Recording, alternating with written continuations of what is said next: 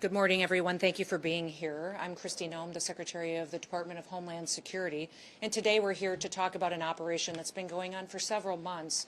In fact, after an incident happened here in New York City that brought us to a point where we recognized that we had to work together in order to bring illegal criminal aliens to justice. Nearly 6 months ago, two criminal illegal aliens attacked an off-duty Customs and Border Protection agent and his friend while they were sitting on a rock in a park after hours enjoying the evening together. These two criminals came and attempted to rob them, and it ended up where they bravely fought back.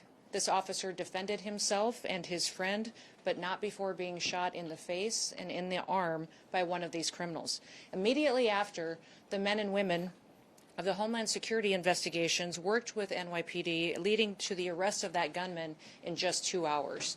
Within 28 hours, the second assailant was arrested as well, and those individuals have been brought to justice. But those individuals would have never been in this country if they hadn't been allowed in by the Biden administration when they ignored our federal laws and allowed them to come in illegally. Now, the officer that was injured doesn't seek public attention. He wishes to remain anonymous, but he had a distinguished career and a legacy of service and continues to do so. But his life was forever altered by this heinous crime.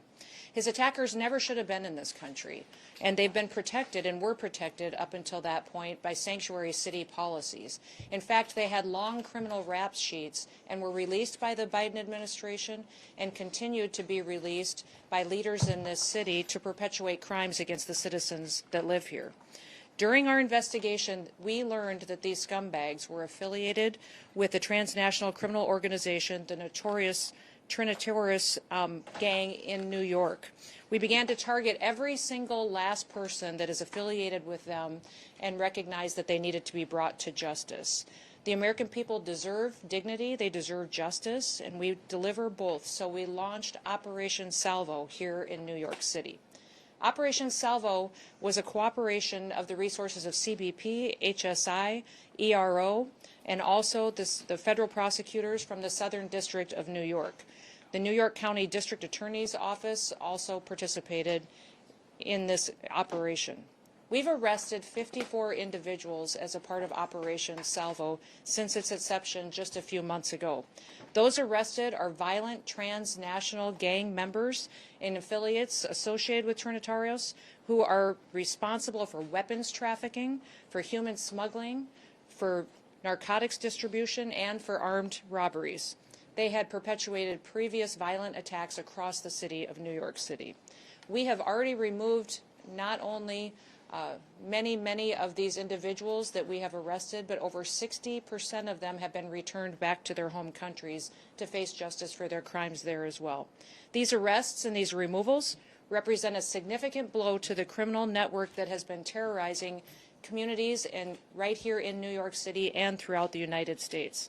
And that's our message to this administration, to this city, to the state, and to the United States, is that President Trump and his law enforcement officers that are entrusted to protect the American people will every day continue to keep America safe.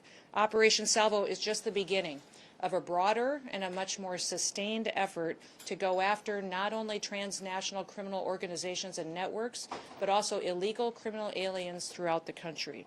We are on offense. The Trump administration is using every single tool that we have to protect the American people. Sanctuary policies, whether they're here in New York City, whether they're in California, Illinois, or Minneapolis, if you are a criminal illegal alien, we are coming to get you. We will arrest you. We will bring justice, and we will also bring safety to the American people. We are warning anyone, if you think you can harm an individual, a citizen of the United States, or a law enforcement officer, we will find you and bring you to justice. If you lay a finger on one of our officers, we will catch you, we will prosecute you, and you will feel the full extent of the law. In every single thing the Trump administration does, we put the American people first. Operation Salvo has proven that by taking 54 dangerous individuals off of our streets and protecting the people who live here in this city. Now, also thanks to President Trump, we have 2.6 million people who have left our country who shouldn't have been here in the first place. They were here illegally, and over 650,000 of them were arrested, detained, and deported back to their home countries.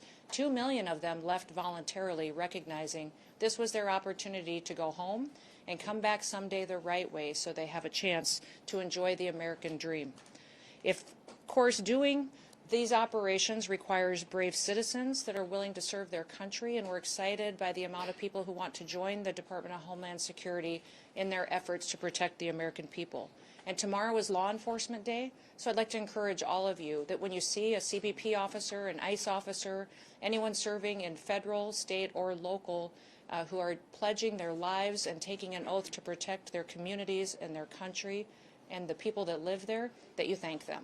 Do something nice for them. Buy them lunch, give their families some support, and thank them for their service and their dedication to freedom and to liberty and enjoying the opportunity to sleep peacefully in our beds at night. Now, I'm pleased that I get to introduce several other speakers that will come up and share information on this operation with you. The first one is going to be Director Frank Russo will address and talk about some of the specifics of this operation. Thank you, Madam Secretary. Good morning, everyone. Thank you for joining us today. Madam Secretary, we can't thank you enough for being here today. Your humanity, your compassion was evident to us the minute our officer got shot. You visiting him in the hospital, checking up on him every so often was really a clear indication of your care for our officer, and really inspired us to come up with this operation. I'm sure that the success of this operation is a direct result of your care, so thank you for that. I want to get something across to you all in a clear message.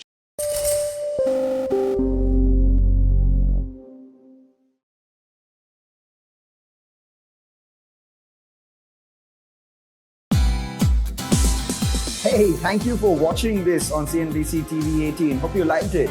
For more such interesting news and updates, follow CNBC TV 18 on all the social media platforms.